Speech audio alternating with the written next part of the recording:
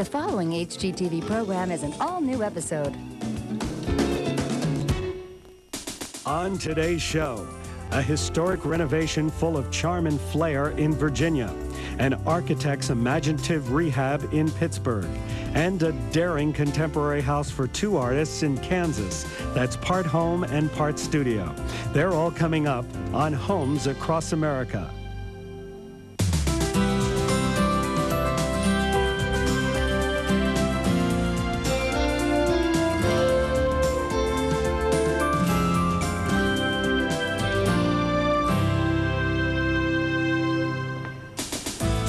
Hi, I'm Joe Ruggiero, and welcome to Homes Across America.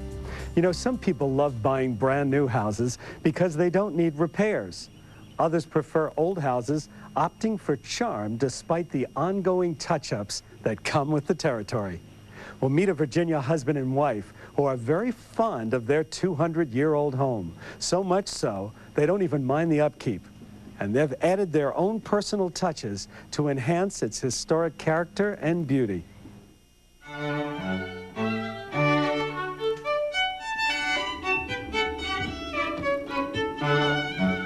She's from Switzerland, where homes are often centuries old. He's from Washington, D.C., where history beckons from every corner.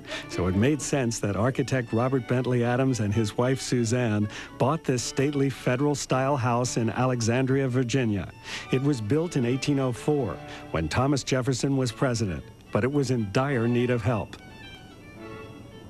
I'm an architect who's dealt with preservation issues a lot professionally, but I also like the creativity that new architecture offers an architect. And this house was in such bad shape that it offered me the opportunity to do both, to preserve those parts that were still here, and then also to put modern infrastructures in, work on the bathrooms, kitchen, and do some remodeling. And there was no backyard. The backyard was just a jungle. And I thought, oh my God. But I knew he could do it, so that's how it started. We moved in almost to the day 17 years ago. Since that time, the house has been virtually a work in progress. I looked at it from the practical point of view, and I sort of dreaded the idea of having to be in construction for so many years. You know, it was obvious that this wasn't something we could do in a couple of months, and that there'd be many steps involved. In the beginning, we did a lot of it ourselves. We were young and getting started and had young children and a limited budget, and so that's why it spread over a lot of years. And then as time went on, we did begin to have more professional outside people work on it. So that was also, that was really nice when we could have other people join in. Mm-hmm. As with most houses of that period, the rooms of the Adams home are small. They are lovingly filled with historical furnishings. A hall off the entry called the Garden Hall features a Biedermeier harpsichord. Its delicate scale is a perfect fit for this narrow space, as is the handsome limestone floor Robert added during renovation. Nearby is the library with floor-to-ceiling bookshelves.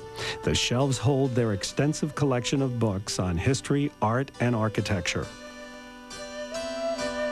A recent acquisition in the room is this marvelous 19th century architect's desk.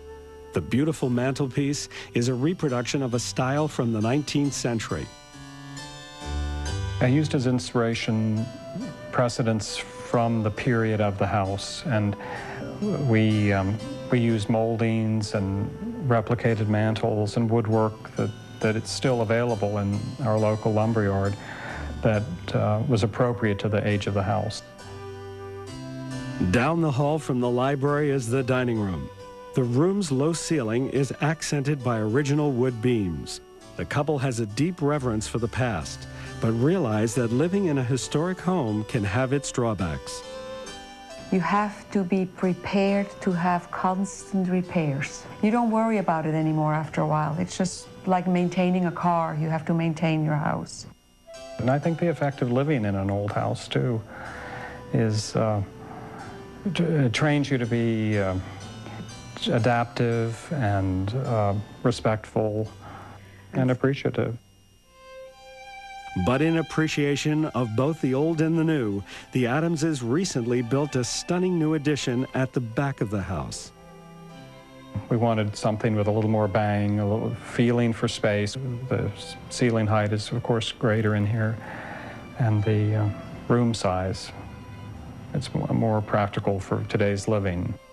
As with the rest of the house, they have thoughtfully furnished the new living room with a mixture of American and European pieces.